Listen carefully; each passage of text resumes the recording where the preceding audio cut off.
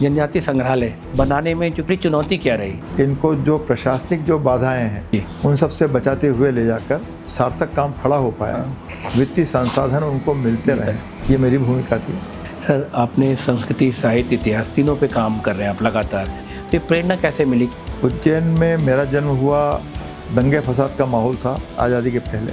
लेकिन जब पिता बताते थे कि मेरे जो दादाजी जब वो माइग्रेट होकर आए, जो भी था उनसे सीखा। जो वैदिक घड़ी है, जो फिर से हम अपने टाइम को मेरिडियन की बात कर रहे हैं, तो इसको लगाना कितना रोचक, कितना चुनौतीपूर्ण रहा है? भारत का जो समय है उसको पृथ्वी का समय मान लीजिए, सारे ऊर्जा संकट से आप बच जाओ, चाहे वो बुध हो, चाहे शुक्र हो, चाहे शनि हो। इनकी गतियाँ हमको किस तरह से प्रभावित करती हैं, तो वो भी हम जल्दी ही लेके आने वाले हैं। जी, अच्छा, इसी पे भी रिसर्च और डोंगला कुछ वैज्ञानिक भी करने आए थे उज्जैन का डोंगला में। अभी तो सबसे बड़े वैज्ञानिक तो ट्रंप है।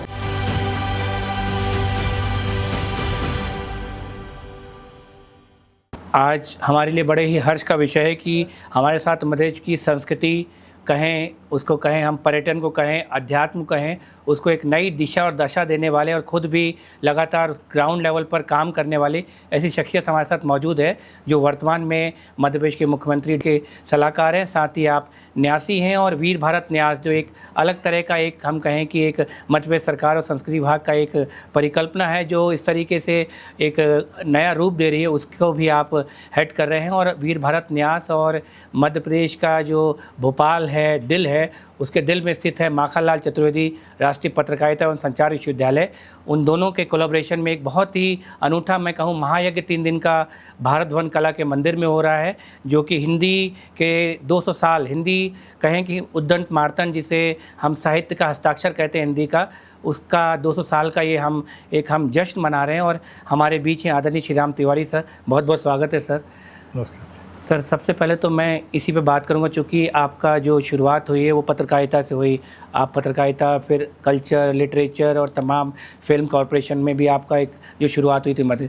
तो मैं इन 200 सालों का जो एक पूरा हिंदी का जो है पत्रकारिता का, किस तरीके से देखते हैं आप और क्या कहेंगे?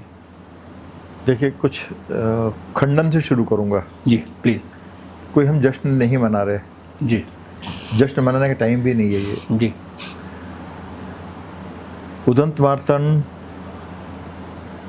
पंडित जुगल किशोर शुक्ला जी, और ये जो 200 साल हमारे गुजरे हैं, ये कई अर्थों में बहुत विलक्षण है। जब ये शुरू हुआ अखबार, तो उसके पहले हिक्की गजट जी हिंदुस्तान में आ चुका है, बिल्कुल, जो अंग्रेज भाई साहब ने शुरू किया था, बिल्कुल, और सपोर्टेड बाय वो इस जासूस की तरह वो काम कर रहे थे सोसाइटी में आकर। जी, तो उनको सारे विज्ञापन और सारी चीज़ें थी कि वो करें। इनको तो बंद ही इसलिए करना पड़ा 49-50 साल के बाद कि विज्ञापन समर्थन बिल्कुल नहीं, बिल्कुल, और कानूनी जो थ्रेट है वो लगातार था नहीं। बावजूद इसके कि कल मंच से मिथिलेश नंदिनी शरण जी ने और दूसरों ने कहा कि साहब उदंत मार्तंड का अर्थ जो है वो उगता वो सूर्य नहीं है। बिल्कुल, उससे तात्विक रूप से सहमत होते हुए भी मेरे लिए लेकिन वही है, क्योंकि लगभग 200 साल पहले जब देश पराधीन हुआ, तब हमने एक जागरण का सपना देखा। बिल्कुल, और उसके साथ साथ ये जो जागरण है, मैंने इसमें भारतीय स्वाधीनता संग्राम भी शामिल है, इसमें वंदे मातरम के 150 साल भी शामिल है। बिल्कुल, इसमें तमाम जो देश को जिस तरह से मैंने भौतिक पराधीनता के साथ साथ जो मानसिक पराधीनता के ढांचे में सिकोड़ दिए गए, जेल खाने बंद कर दिए गए, तो अब जाकर हम शायद उससे मुक्त होना शुरू हो रहे हैं। बिल्कुल, क्योंकि अंग्रेज़ जब आए हैं तो उन्होंने आपके जीवन की जो सारी पद्धतियाँ उसको ख़त्म करने की कोशिश की। बिल्कुल, आपके मनोबल को तोड़ने की कोशिश की, आपकी मनीषा को क्षयग्रस्त करने की कोशिश की। बिल्कुल, और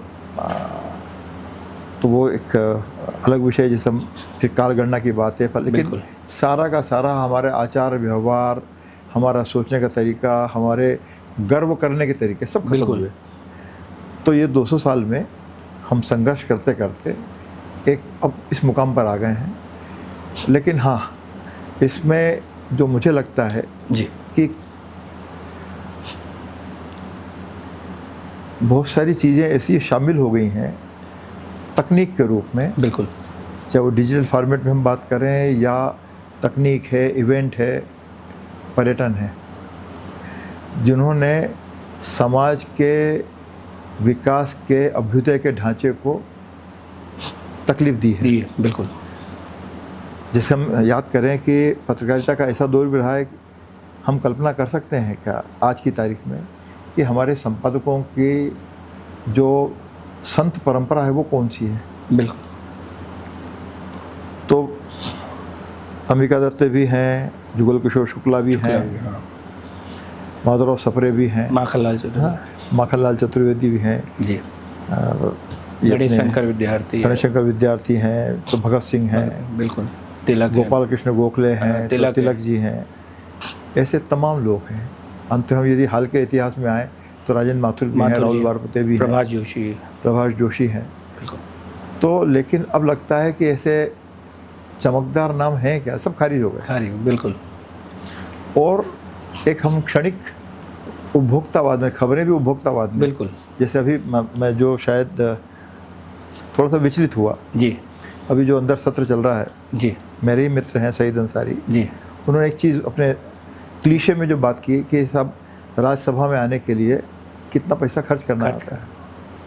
पहले उन्होंने पत्रकारिता को ध्वस्त करने की कोशिश की कि हम संकटपूर्ण उसमें हैं। हाँ। जो सारे जो विचार के, आपके मनोबल के जो स्थान हैं, तोड़, मैं कोर्ट का मैं भी मजाक बना सकता हूँ, हाँ, सही बात है, संसद का मैं भी बना सकता हूँ, ये सब हमारे पवित्र तीर्थ पवित्र जैसे ही बात है। संविधान, तो वहाँ पर जब हम जो गांधी का देश है, जो तिलक का देश है, जो जयप्रकाश नारायण का देश है, वो तमाम लोग, अटल बिहारी वाजपेयी हैं, तमाम लोग हैं। तब हम, और हरिवंश खुद जो हैं वो पढ़े लिखे पत्रकार हैं और विचारक पत्रकार हैं। और मुझे तो आनंद इस बात का है कि हरिवंश जो आज राज्यसभा में हैं, उपाध्यक्ष हैं, वो जो हम लोग पत्रिका निकालते थे कला वार्ता, उसके भी वो लेखक हैं। बिल्कुल। तिवारी सर, चूँकि आपका एक लंबा कार्यकाल संस्कृति से आप जुड़े हुए हैं, फिल्म का ऑपरेशन, फिर संस्कृति संचालक, तो जितना मैं आपको करीब मैं अभी 18-19 साल से जानता हूँ, एक मेरा सवाल है, कुछ बहुत सारे लोग जो आते हैं मुझसे जनजातीय संग्रहालय जो एक बड़ा, आपको पता है कि ट्राइबल्स और फिर इधर जो बना, तो बनाने में चूँकि वो मैं उसमें से मेरा ये सवाल है आपसे कि सबसे बड़ी चुनौती क्या रही जनजातीय संग्रहालय को साकार रूप देने, क्योंकि वो उस डिपार्टमेंट में आना, फिर वो ये ज़रूर आपसे जानना था। नहीं, देखिए, किसी भी रचना में जी 3-4 तरह के लोग होते हैं। कुछ क्रिएटिव लोग होंगे, चित्रकार भी हैं, सृजनात्मक भी हैं। तो जो मेरी जो भूमिका है जी, वो उस वक्त इनको जो प्रशासनिक जो बाधाएं हैं, बिल्कुल, जो आपदाएं हैं, बिल्कुल, ईगो है जी, उन सब से बचाते हुए ले जाकर जी, एक कुछ सार्थक काम खड़ा हो पाया। तो मैं तमाम जो मित्र लोग हैं, नाम लेने में मुझे कोई गुरेज नहीं है, चाहे वो अशोक मिश्रा हों, चाहे चंदन सिंह भट्टी हों, चाहे बहुत सारे लोग थे जो आए, और उसमें जनजातीय कलाकार हैं, सब ने आके सर्जना कर सके वो, और वो किसी तकलीफ़ में ना आए और वित्तीय संसाधन उनको मिलते रहे। बिल्कुल, ये मेरी भूमिका थी। बिल्कुल, तो मैं इसमें खुश हूँ।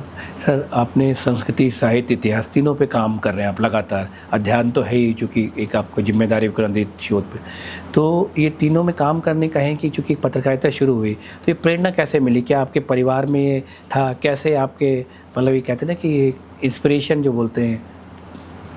देखिए, ऐसे देखें हम सामाजिक ताने बाने में, मैं बहुत साधारण परिवार से आता हूँ। पिता लोग जो हैं एक ज़माने में रहे होंगे, खेतीहर थे, जी, पूजा पाठ वाले लोग। उज्जैन में मूलतः सर, उज्जैन से आप? उज्जैन में मेरा जन्म हुआ, उज्जैन के पास में नागदा स्थान है, वहाँ मेरे पिता का जन्म हुआ। जी जी। लेकिन माइग्रेट होकर हमारा जो मैंने दादाजी और जो लोग हैं, पुरखे हैं, वो माइग्रेट राजस्थान से आए, और पठन पाठन को वहाँ पर सबसे ज़्यादा प्राथमिकता थी। जी जी। तो जब वो माइग्रेट हुए हैं, तो माइग्रेट इसलिए नहीं हुआ कि उनको कोई व्यवसाय के लिए आना है। बिल्कुल, दंगे फसाद का माहौल था आज़ादी के पहले। जी।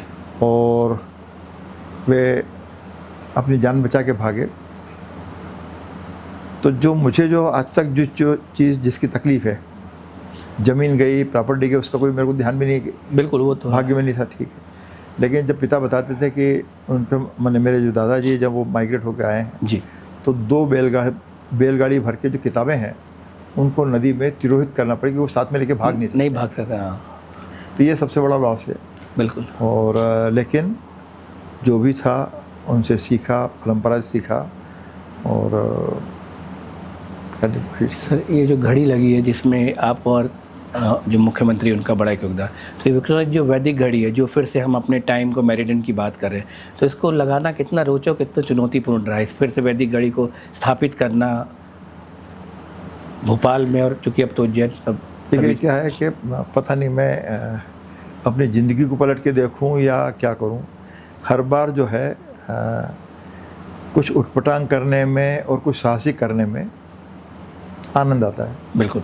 जैसे जनजातीय संग्रहालय बनना है, वो भी एक चुनौती थी। बिल्कुल। जब जनजातीय कार्य विभाग हथियार डाल चुका था कि हम नहीं कर पा रहे, नहीं कर पाए। हाँ, तब उन्होंने कहा करना है, कर डाला।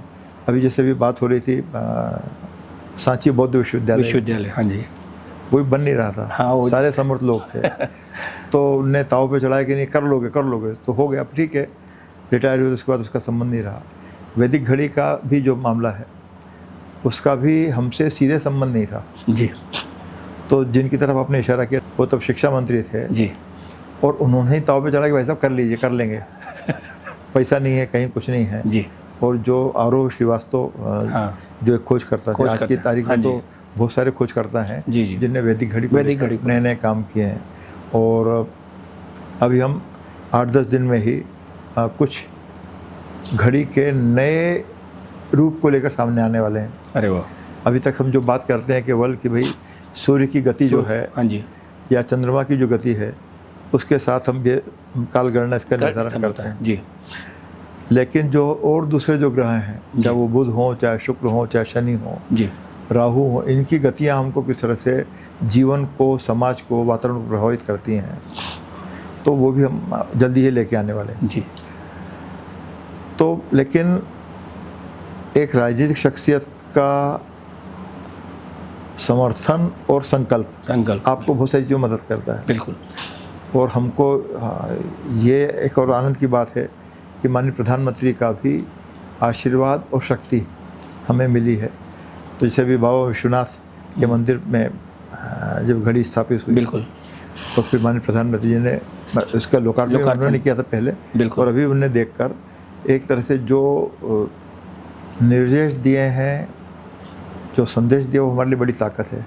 तो हम जल्द ही देश के जो अन्य ज्योतिर्लिंग जो वाले हैं, पवित्र स्थान हैं, वहाँ पर दूसरे जो मंदिर हैं, चाहे वो कामाख्या मंदिर हो, चाहे फिर वो राम मंदिर हो, जी, और भी तमाम मंदिर हैं, तो वहाँ भी हम इसको स्थापित करने जा रहे हैं। ज्योतिर्लिंग इसलिए क्योंकि महाकाल का या महादेव का कालगणना से अनन्य संबंध है। बिल्कुल।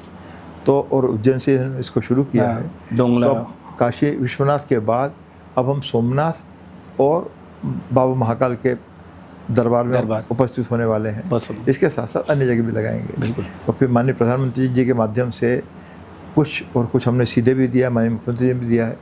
जो विदेशी दूतावास के जो लोग हैं, राजदूत लोग हैं, हाई कमिश्नर हैं, उनको भी हमने घड़ियाँ दी, गिफ्ट किया, और सब इसको अप्रिशिएट कर रहे हैं। बिल्कुल। क्योंकि इसका संबंध जो है किसी भी देश में होने वाले सूर्योदय और सूर्यास्त से है। तो और जो लोगों ने बताया है, मैं तो खैर कि यदि इस घड़ी को हम पालन करते हैं, विचार करते हैं जी, अपनाते हैं, तो इससे जो ऊर्जा का जो संकट है, बिल्कुल, उससे हम शायद सामना कर सकते हैं, या हम ऊर्जा के व्यय को कम कर सकते हैं। हाँ, शायद इसी पे भी रिसर्च, डोंगला कुछ वैज्ञानिक भी करने आए थे उज्जैन का डोंगला में। अभी तो सबसे बड़े वैज्ञानिक तो ट्रंप हैं। तो जिस दिन हमने यहाँ पर मुख्यमंत्री निवास पर घड़ी की स्थापना की, उसी दिन रात को उनका बयान था कि घड़ी टाइम को रीसेट करेंगे वो, ताकि ऊर्जा के संकट से वो उसको कम कर सकें, रिड्यूस कर सकें। तो छोटे मुंह बड़ी बात है। और मैंने निवेदन किया किसी चैनल डिस्कशन में था जी कि कृपया भारत का जो समय है, बिल्कुल, उसको पृथ्वी का समय मान लीजिए। सारे ऊर्जा संकट से आप बच जाओ। मुक्त बैंक, बिल्कुल सही है। वो माने या न माने मुझे फ़र्क नहीं पड़ता है, लेकिन विश्व बिरादरी इसको मान रही है। बिल्कुल। तो धीरे धीरे हम जो है, मेरा ख्याल है कि आने वाले वर्ष तक हम कुछ भारतीय कालगणना की पुनर्प्रतिष्ठापना ठीक तरह से कर पाएंगे। बिल्कुल सर। वीर भारत न्यास जो है, जिस तरीके से राष्ट्रीय और सांस्कृतिक जो मूल्यों को जो है स्थापित कर रहा है, किस तरह काम जो आने वाले समय में और आपके माध्यम और आपके इस विभाग के माध्यम से देखने को मिलेगा मध्य प्रदेश में? कोई जो बड़ा, देखिए संग्रहालय उज्जैन में बन रहा है, वो तो बनेगा ही। जी जी। लेकिन संग्रहालय की रचना का काम हम भोपाल में और हमारे, मतलब मैं क्या कहूँ, मैं खुद रिटायर हुए, मेरे को शायद 12वां साल है मुझे जी। और जो मेरी टीम में है वो लगभग 90% लोग सब रिटायर्ड ही हैं, लेकिन सब किसी भी युवा से बढ़कर हम लोग काम कर रहे हैं। बिल्कुल। तो जैसे हमने अभी पिछले वर्ष महाभारत इसी भारत भवन में मैंने किया। जी जी। तो अब उसके लिए कल ही हमको प्रस्ताव मिला है और निर्देश मिले हैं वृंदावन में करने के लिए। अरे वाह, बहुत सुंदर।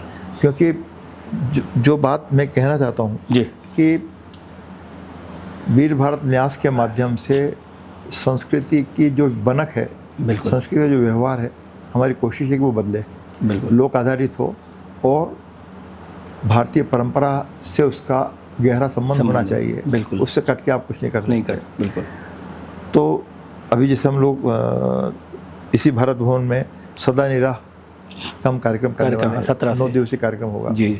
तो हमारी जो साथी लोग हैं उसकी तैयारी कर भी रहे हैं। तो वो भी एक अलग तरह का आयोजन होगा। बिल्कुल।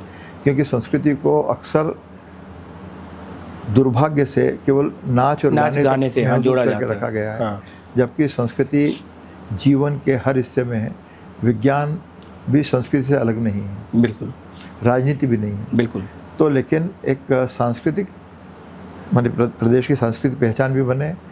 और 1981 में माननीय श्रीमती इंदिरा गांधी ने भोपाल को सांस्कृतिक राजधानी कहा था। हाँ जी। हमारी कोशिश है कि हिंदुस्तान और दुनिया मध्य प्रदेश को सांस्कृतिक प्रदेश के रूप में पहचान करे। सर, आपने बहुत सारी पुस्तकें, मुझे लगता है 100 से ज़्यादा जितना, क्योंकि कई सालों से मैं भी अब संपादन के, सबसे कहें कि आपके करीब कौन सा विषय है? बड़ा पता नहीं, लेकिन या अभी किस पुस्तक पे काम कर रहे हैं, या कोई अभी समय जब आपको मिलता है या कुछ ऐसा कुछ नया, क्योंकि आपका रिसर्च बेस ज़्यादा काम रहता है? हाँ, नहीं, जैसे नदियों पर है अभी जो भूगर्भीय जल जो है जी, जल संरचना है, कैसे वो ख़त्म हो रही हैं। जैसे हम जिस शहर में हम बैठे हैं बात कर रहे हैं, भोपाल में, भोपाल की राजधानी मध्य प्रदेश की राजधानी है, पर हम नदियों को खाने वाले राजधानी भी हैं। बिल्कुल प्रदेश, मैंने अब ये मैं गर्व तो नहीं करना चाहूँगा, लेकिन मुझे संतोष है कि वीर भारत न्यास के माध्यम से हम लोग ये पहचान कर पाए कि मध्य प्रदेश में नदियाँ हैं कितनी। बिल्कुल। इसीलिए माननीय प्रधानमंत्री और माननीय मुख्यमंत्री कहते हैं कि मध्य प्रदेश नदियों का मायका है। लगभग 1100 से ज़्यादा नदियाँ बिल्कुल यहाँ पर हैं। तो लेकिन कौन सी नदियाँ हैं, कितनी नदियाँ हैं, ये सरकारी ढांचे में देखने सुनने को मिलता नहीं था। जी। अब शायद इस साल डायरी में शामिल हुआ कि नहीं हुआ मुझे मालूम नहीं है। हाँ। लेकिन अब नदियों को भी हम पहचानने लगे हैं और हमारी कोशिश होगी कि अभी ज़्यादा से ज़्यादा उसके साथ हमारी निकटता बढ़े।